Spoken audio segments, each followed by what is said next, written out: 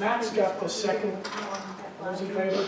Okay. All right, next up, we have a consideration of the lighting ordinance. So I believe this is our dark skies ordinance. We have to, we wanted to change it to make it apply to the ETJ. Is that correct, Linda? It is correct. There was a recent House bill that passed, made it effective September 1st, that allows municipalities that have the dark sky designation to extend a lighting ordinance to their ETJ to maintain that dark sky. So the legislature repealed a lot of building code stuff, but they carved out dark skies specifically by name to say that is excluded from our carve-outs. So I believe that's the next two items, right? It is. So the ordinance itself has to be amended to put the ETJ in there, and then the subdivision ordinance has to be amended to make that apply to the, does that make sense? Okay, Is that so one motion or two? first motion is the lighting ordinance. Real Make a quick, mo- Yeah, so on page 13 of this lighting ordinance, section 7, number 4, lighting ordinance. What page you got, Matt? 13? 13, yeah, Oh. section 7, 4.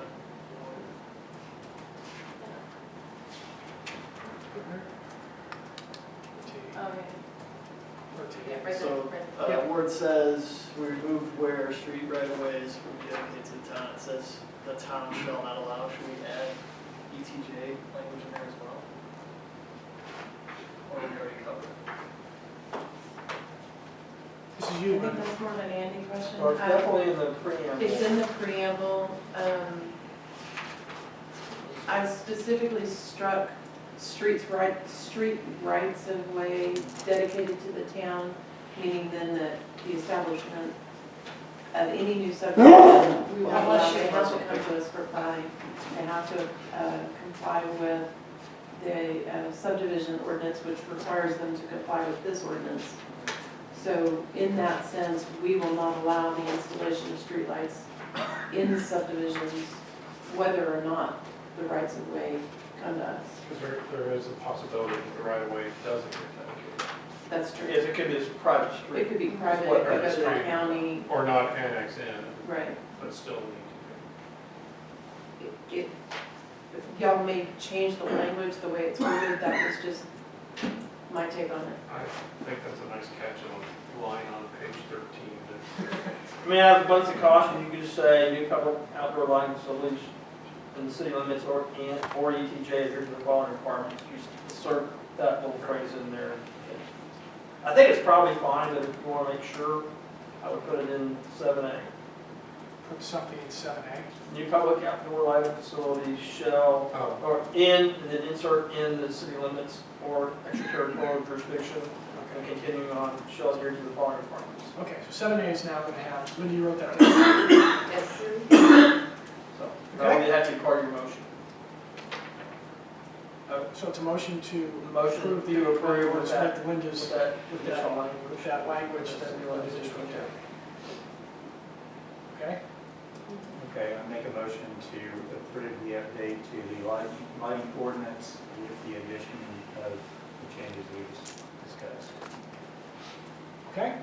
I have a motion. I'll second. Max got the second. Okay, all in favor? Okay, thank you. Next up, we have the subdivision ordinance.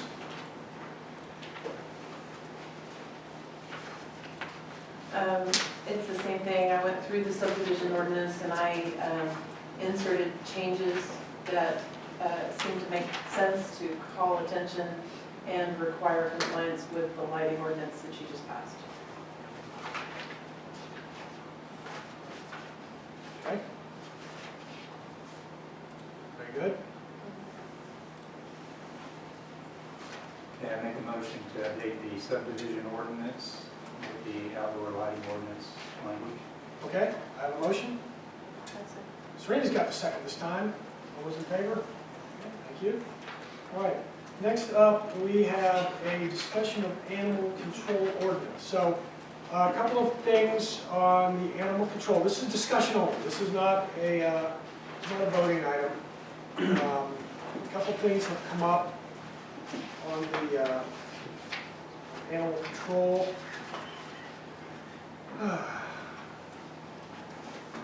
So,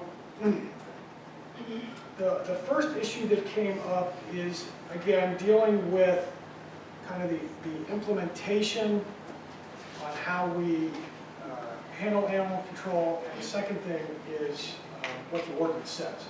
So, for instance, it's unlawful to fail to prevent a dog from running at large, and then all dogs must be on a leash or contained on the owner's property each time a dog runs at large. It's in violation. So, the reality is we have a handful of people in here that have collies, that have little dogs, that they don't put them on leashes, and they've been walking in this town for 10 years.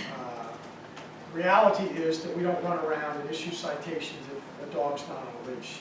The operational implementation of our animal control is your responsibility to have your dog under your control at all times. If it's on a leash and I walk up to you and it bites me on the leg, you're getting a citation. I don't care that it was on the leash. Your job is to keep your dog under control. That's the operative thing, not the leash. It's control. So we know we have people that walk collies and golden retrievers. Carl, I mean, I see Malia out walking Roxy and, what is it, Princess? Who's the little one? We just call her Rat. But I see Malia out walking. It's a golden retriever, for crying out loud. It's a beautiful dog. Malia's out walking. They're not on leashes. And there's no way I'm going to run after Malia, take her picture and write her a nasty letter telling her dog's not on a leash. So I think I want to reword that a little bit to reinforce control of your dog. It's your job to keep it under control. And you know, one way to keep it under control is on a leash, but I don't want to make this as black and white, leash, no leash. Well, sometimes that doesn't work. I recently was accosted by a dog that was on a leash but got away from its owner, and so it was dragging the leash behind it. Didn't do a lot of good. It was on the leash. Yeah. Yeah. So I think that's you know, that's one you know, one thing we just want to look at it. Honestly, I don't know that we've looked at this ordinance in a long time. He talks about registering the animals too. The registration is always interesting. I believe the registrations, it's not that we used to keep a binder of all the pictures of the dogs. So if your dog got lost, we could go in there, like in the 1950s with the FBI. We'd open up a book and start looking through the mug shots of all the dogs. But in social media now, we don't do that. I didn't know we take pictures of dogs. We used to take them all the time. Linda, you were here. We used to do pet day. And we'd come in and get your dog pictures taken every year, once a year at City Hall. Really? It's great. We used to trash City Hall. We had dog crap everywhere inside the building. It's wonderful. But but I guess we do it now. Registration for vaccination. That's it. It's the rabies shot. You just, Yeah, it's a one-time registration. Ordinance requires them to update and keep their vaccine records current with the city. Nobody does. Frankly, I don't have time to go and trace that. I just don't. A lot of people, when they come into town, they're really good citizens and they check it out and they come in and here's my water account form and here's my dog registration form. Animals pass away, they don't call me and let me know. They get a puppy, they don't call me and let me know. So it's if I get a complaint and I go see them, or something happens and I have some interaction that I know you've got a new dog or you don't have this dog anymore. I mean, I think in the past, the only time it's really come into play is when a dog attacked someone. It was kind of an enhancement that we could say, wait a minute, you know, now, you know, your dog, but guess what? You violated two things now because we don't have records of that dog. So And we did have a time where we had someone bitten by an animal, and I truly don't remember if we had the record or we didn't have the record, but I know at that time it was very important that we go back through and try to provide that peace of mind to the victim to let them know that the dog had been vaccinated and was current because the owner of the animal was not being very cooperative. The other thing, I think, at a preliminary level is that I know Serena, so the state legislature was in the process of passing an ordinance preempting cities from neighborhood backyard chickens, basically. That the state legislature was going to, you know, you could have 6 hens or, you know, minimum, maximum, whatever. They were basically going to preempt the city. So cities could not regulate. You could regulate it, but you couldn't disallow chickens, backyard, eggs, whatever. That did not pass, but it appears, my reading of the tea leaves is that it sounds like that's a new suburban thing. Why don't you take it? Well, I kind of just wanted to see what you guys thought about it, whether I'm going to spend some time on it, or you guys just want to shut it down. So there's a big push right now in Texas for backyard chickens, is what it's called. There's probably over 20 cities that already allow it. So the push in Texas is for cities. They can't stop you from having it, but they can have control over it. They can say how many you can have, how many feet from a house, a dwelling it could be, whether they're male or female, the size of the coop, etc. So it allows cities to have restrictions over it, but it doesn't allow them to say you're not allowed to have it. So I just kind of wanted to see, I've been reading a little bit on it, but I would like to move forward if you guys are okay with it, but if it's something that you guys are, no, Lakewood Village is not having chickens. I know people previously had chickens, even though obviously it says here you can't. But I do know there were a few people in town that had chickens, had their eggs. So I'm kind of I just want to see what you guys think about it. First thing I think of is roosters crowing it before dawn. So. I would have to tell you that most city ordinances, so Dallas, Louisville, Arlington, Grand Prairie, they're all cities that allow it. Almost, I don't know how many, but most of them write no roosters. So it's something you can say absolutely no roosters, not allowed. Some even say no males. You're only allowed to have them for the eggs. You're only allowed to have females. They say, okay, if you have to have 2 acres of land or 1 acre of land, or, you know, there's a lot of regulations that we could put on it. It also kind of makes us a little bit get ahead of the time, because I think eventually it's going to pass in Texas. Not 100% sure, but it seems that that's the push for it, so it's kind of like laying the groundwork for that. So I'm a city boy, I don't know anything about chickens except go buy them at the grocery store. So if I'm living over here and I don't have 3 acres between me and my neighbor, and he's got chickens in his backyard, which is right next to my fence, is there a smell? I mean, is there feathers flying around? how would you clean it? I just don't know. Actually, there's not. Yeah. There's not. They're pretty harmless. You just have to clip their wings so they don't fly. Yeah. But as long as it's not a rooster, it shouldn't be a problem. Yeah, and smell, noise, that's all under a nuisance. You know, that's it would be part of the whole process of this. And it could be that chickens aren't allowed in less than an acre lot, you know, maybe on the small, you know, that is something to discuss, whether you guys are open to large acres, small acres, whether you're open to it at all. Here's my take on it. So my take on it is, I think of it like people that put solar panels on their house, in that the economics do not work. They do not work, the economics. But if you want to be environmentally that way, then the intrinsic value and the economic value, it overcomes it. So that's why you do it. But it's a pure math case, you know, going to Kroger and getting a dozen eggs on sale for 99 cents, you're never going to be able to buy feed. It'll never work economically. But that doesn't mean you can't do it. It just means you might be doing it because, you know, you want to do that and you have small children, or, you know, you want to teach them. There's an intrinsic benefit. It's not the pure economics. You're not going to be more efficient than Kroger at eggs. So in that sense, I'm not worried too much about the people that would start it. My thing would be you would have to have some sort of inspections So the person that starts it, that decides to give it up, we can get it out. You don't let it implode, and you end up with a coop that's half in the lake, or, you know. That's kind of my take on it, is that with the right regulation on it, I think you can mitigate a lot of problems.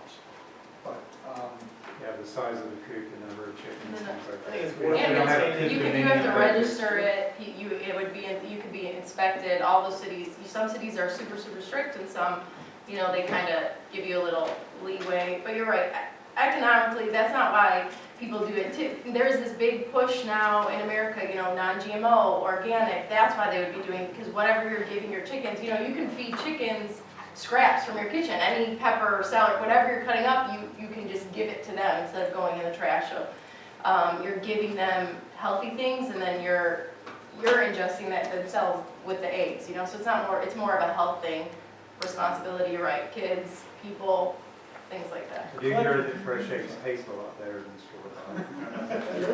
They are different. They are look- different. They look different when you crack them. Hey, Mark, Are they? Really? oh, yeah, when I first moved out here, the house that's, the older house down here on my street that, you know, takes up 2 lots where, yeah. the people before that had a great big chicken coop in the backyard. There's been a few people over here. Yeah, They had it. I mean, they don't have it anymore, but yeah, when I first moved out here, they had it. Okay. I would say it's worth entertaining if you want to put the work. I think we can take a good look. I think we need to be sure, me personally, I'm not gonna have chickens, but, you know, there's people that live on different sides of towns, right? We don't want to alienate people that might want chickens but smaller. Right, I don't know, just consider that as well, right? Clint? You can build a chicken coop on What do you your- think, Clint? Let's hear it. My, You're, my first impression is, I'm not a big fan, but I would be open to it. I mean, if there's, put some rules around it, yeah. I'm with Matt, don't alienate based on size. Don't drown chickens, don't put them in the floodplain, don't, you know. Mark, has that opened us up to farm animals if you allow those chickens and stuff? Because I thought we couldn't have farm animals. No, we're No, not. it would be specific. It would be No, it would be specific. chickens. No No, roosters, right? we're not, yeah, we're not. I'm There is a not big going to push. I'm goats or familiar with pigs that. or, I'm sorry. I am familiar with the big push Yeah. across the state to Mhm. get this passed, because there are a lot of people that, for their own reasons, would prefer to get them themselves rather than from a mass producer. So it is legit, it's out there, and a lot of cities are doing that. so here's the takeaway. So basically, I think the takeaway is that it's not dead on arrival, you're not gonna waste your time, but you can't approve it till you see what it looks like. Okay. So I think everybody's got an open mind. I mean, we might be leaning, but at least it's. No, I'll keep, I mean, that's just my first position, I'll keep an open mind, and just thinking through all the scenarios, just try to think of all the user stories and use cases, right? There's some folks that don't have backyard fences, and I personally wouldn't want to look at Daryl's chickens. I don't want to smell Daryl's chickens, I don't want to listen to his chickens, right? You won't have to worry about that. I'm getting my fresh eggs from Serene. So I guess as you go through it, try to think through all the nuisance things. And I've read a bunch of cities' ordinances, and they're all so different, and then some of them have similar, you know, restrictions. I guess as an example, going back to the fence ordinance, right? Mark has looked at that years before I got here. I looked at it. Jeff Williams gave us a lot of input. Since I could revise it for something we never anticipated. That's right. You won't get them all, but try to think through all of them. Okay, so that was Thank just, you, guys. that was just a discussion item, and we'll just keep plotting on this thing, just so we can go along. There's no deadline on this particular ordinance, it's not like there's anything which is Walk away. time sensitive. Okay. Andy, do you have anything to add on that? You, She's right on. okay. I've been through many chicken ordinances and it is specific to that locale. What you want or don't want, and allow It and can be don't real- allow. Some talk about shading specifically for the chickens, what type of shading so they don't suffer. I mean, it really can get, So along those lines, is there maybe a city that you could suggest to Serena to? Yeah, well, I know Heath had that item debated probably for 6 council meetings before they adopted one, Fantastic. and that was about a year ago. There's a fair amount of debate about that. So But in that's a your fairly cities? recent one. Your cities, are they, is it multiple cities of yours? Is it like half of them? Is it? I don't know how many it would be. There's multiple that have addressed it. Okay. Yeah, it is definitely popular among some residents. Thank you. And cities do it all, handle it all across the board. There's not a set way. It's local, Okay. whatever the local community wants. Well, sounds good to me. All right, then next up we have executive session. Okay, so what we're going to do is we're going to go into executive session. And when we go into executive session, we stay, and now you leave. So, It's my bedtime anyway. Yeah, mine too. so we're going to be here, we're going to reconvene afterwards and just, we're not going to do anything. Thanks, everyone, appreciate it. We are, we're going to recess in accordance with Texas Government Code 551. 10 minutes recess. Discuss the following. Yes, number of good concept.